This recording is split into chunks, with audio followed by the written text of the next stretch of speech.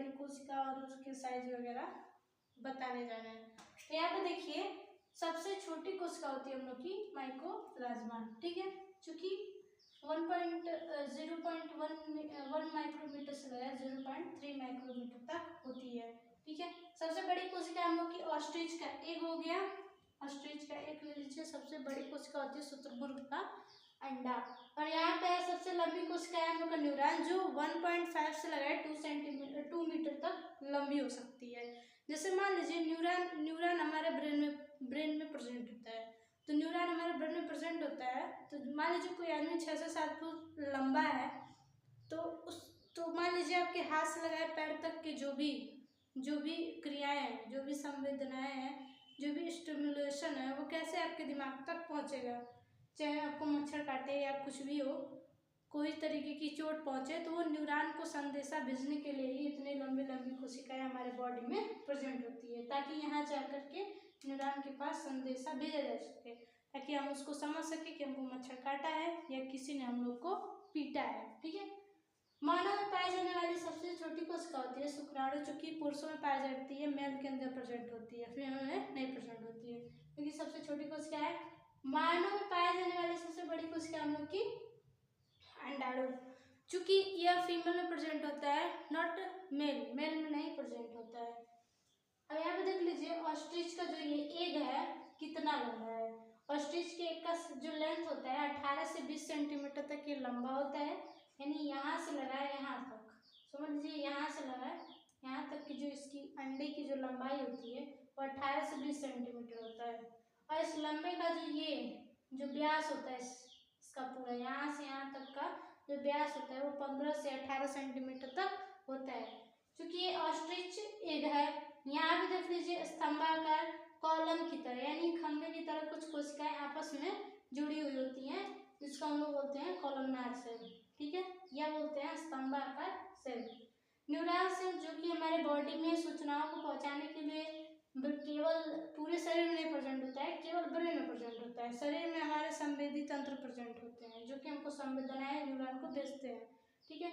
ये neuron cell only brain में present होता है, ठीक है। हमारे दिमाग के अंदर बहुत सारे न्यूरॉन सेल है, मिलियन बिलियन के अरबों खरबों न्यूरॉन हमारे ब्रेन में प्रेजेंट है, जो कि हमें सूचनाओं को पहुंचा रहे हैं लगातार। अब यहाँ देखिए वृत्ताकार, ठीक है, जो हमारी मांसपेशियां होती हैं उनके अंदर वृत्ताकार कोशिकाएं प्रेजेंट होती हैं, जो कि गोल गोल होती हैं, आपस में चिपकी हुई होती हैं।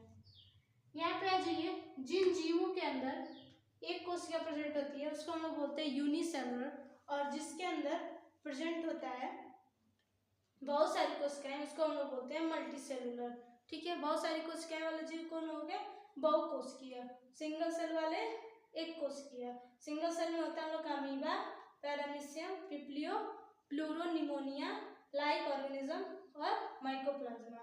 मल्टीसेलुलर का मतलब बहुत सारी कोशिका वाले जीव, जो कि animal, human, plant, rat, cat, ये सारी चीजें। जितने भी ओवरऑल दुनिया में जितने भी जीव प्रेजेंट हैं, जिनके हाथ पैर जो एक कोशिका से अनेकों कोशिका से मिलकर के बने हैं, या दो से अधिक कोशिका से मिलकर के बने हैं, तो सब के सब बहुकोशिकीय हैं।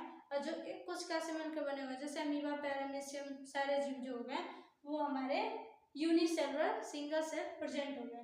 और यहाँ पे देखिए, जैसे हमेशा एक क्वेश्चन पूछ दिया जाता है कि जो हमारा केचुआ है वो यूनिसेलुलर है या मल्टीसेलुलर है।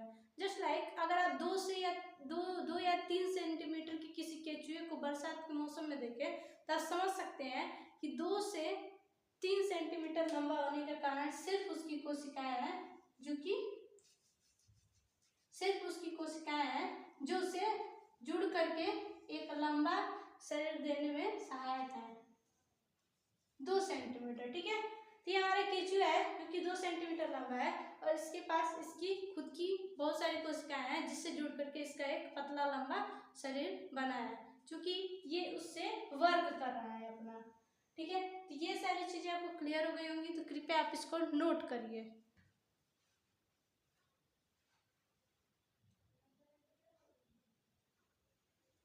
आशा करते हैं आप नोट कर चुके होंगे। तो आगे हम लोग इसमें पढ़ेंगे प्रोकैरियोटिक और यूकैरियोटिक।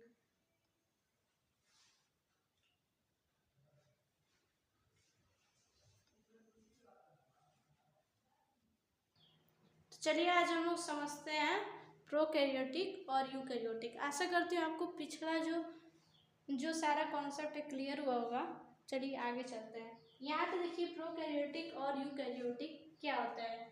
तो प्रोकैरियोटिक वो होता है जिसके अंदर केंद्रक नहीं पाया जाता, ऐसी कोशिकाएं जिनके अंदर केंद्रक नहीं उपस्थित होता उसको हम बोलते हैं प्रोकैरियोटिक। चूंकि ये अविकसित होती है उतनी विकसित नहीं होती है।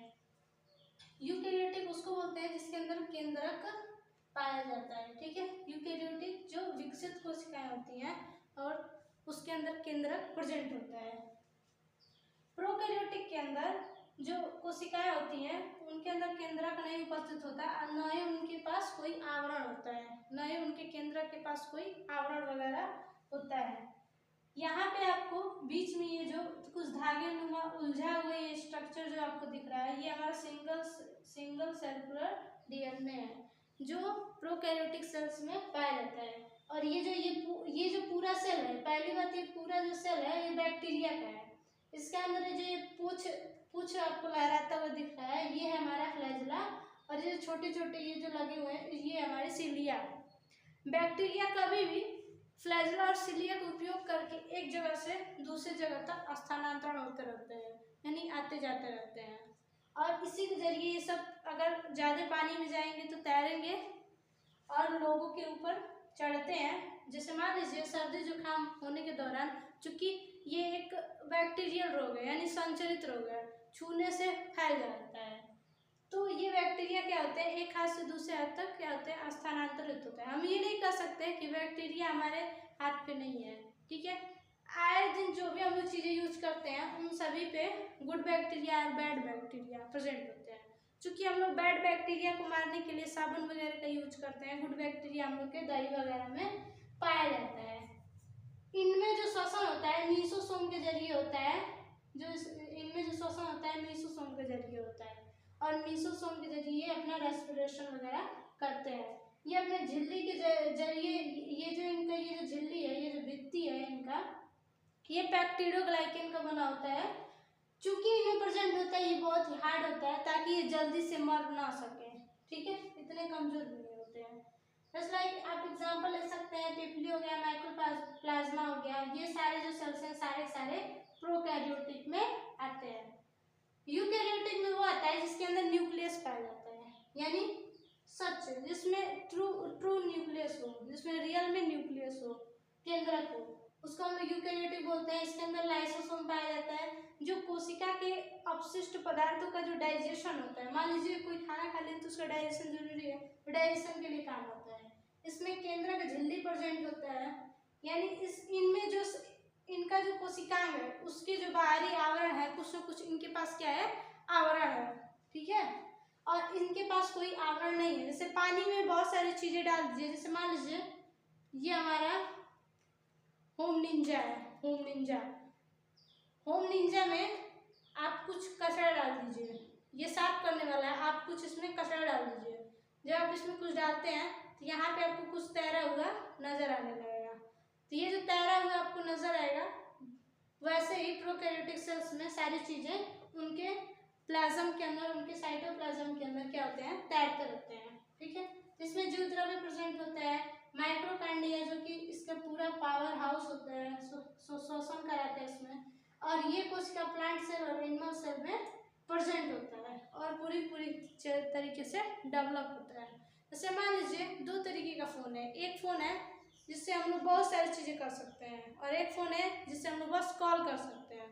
जो कीपैड फ़ोन होता है उससे हम लोग केवल कॉल कर पाते हैं, और जो बड़ा फ़ोन होता है उससे हम सारी चीज़ें कर सकते हैं, जैसे वीडियो रिकॉर्डिंग और भी बहुत सारी चीज़ें कर सकते हैं। फ़ोन से लगा पढ़ाई तक सारी चीज़ें हम लोग फ़ोन से कर सकते हैं। उसी तरीके से ये कोशिका है, इससे बस कुछ चीज़ें हो सकती है, और इससे ये चूँकि सबके अंदर प्रेजेंट होता है, प्लांट और एनिमल सबके अंदर प्रेजेंट होता है, तो इसके अंदर से बहुत सारी चीज़ें हम लोग कर रहे हैं नॉर्मली। जैसे बोल रहे हैं, हम अपने हाथ पैर को डुला रहे हैं, तो ये कहीं ना कहीं माइक्रोकांडिया एनर्जी बना रही है, तभी तो हमारा हाथ हिल रहा है।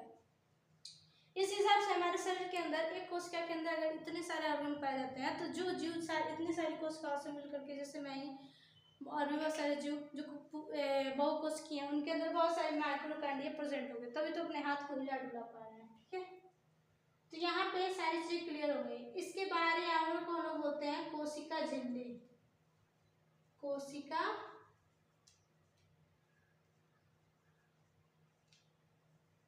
कोशिका झिल्ली, सेल मेम्ब्रेन।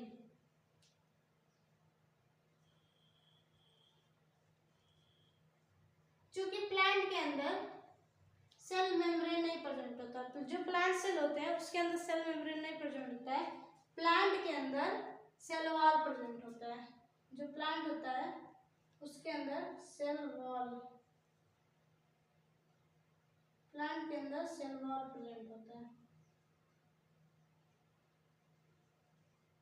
हमारे प्लांट के अंदर सेल वॉल प्रेजेंट होता है, और ये क्या होता है, एनिमल के अंदर सेल मेम्ब्रेन प्रेजेंट होता है, यानी कोशिका झिल्ली प्रेजेंट होता है। तो आशा करते हैं आपको ये पूरा की पूरा जो भी फ्लो चार्ट है आपको समझ में आया होगा, और इससे बहुत सारे डिफरेंस जो भी आपको अंतर वगैरह है सारा आप एग्जाम में लिख सकते हैं। जब एग्जाम में लिखिए एक साइड प्रोकैरियोटिक और दूसरी साइड यूकैरियोटिक लिख करके और बीच से लाइनिंग करके यहाँ पे एक एक पॉइंट पे लिखिए, क्योंकि एक जो पॉइंट हम लोग लिखते हैं वो हमारा 1 नंबर का होता है। अगर आप एक एक पॉइंट लिखते हैं तो 1 नंबर आपको मिलेगा, और अगर आप दो पॉइंट लिखते हैं तो आपको 2 नंबर मिलेगा। तो 2 नंबर के क्वेश्चन में 2 ही पॉइंट लिखना चाहिए, विथ एग्जाम्पल लिख देना चाहिए, तो इससे आपको पूरा नंबर मिल जाता है स्कूल वगैरह के टेस्ट में या पेपर में। आशा करते हैं आपको ये पूरा अच्छे से क्लियर हुआ होगा, क्योंकि बहुत ईजी था। तो अब आगे के लेक्चर में हम लोग सेल और प्लांट सेल पढ़ने वाले हैं और एनिमल सेल पढ़ने वाले हैं, और उनके ऑर्गन के बारे में डिटेल तरीके से पढ़ने वाले हैं। हर